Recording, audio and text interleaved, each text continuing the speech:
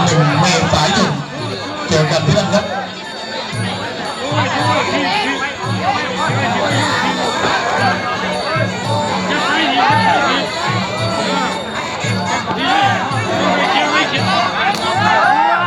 น็อกเลยลูกน็อกได้น็อกเลยเงิน1,000รออยู่ประธานจัดการอย่างอย่างเราใจดี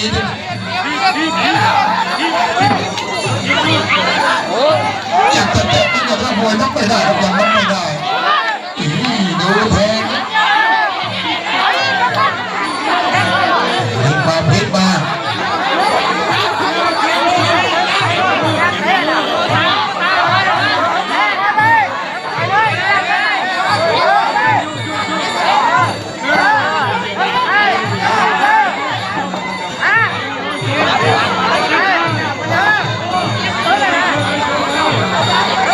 ยกสุดท้ายนะครับทำได้ทำเลยครับ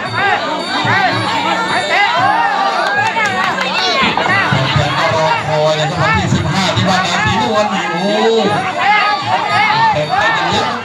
ต้อนรับพระป่าจากกรุงเทพพัทยาด้วยโอ้โหแบบนี้วันนาศรีนวลเขาก็กำลังเรือเลย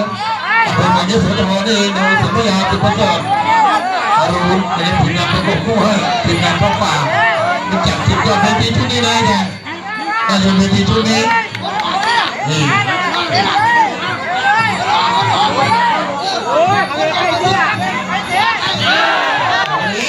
าเป็นทุก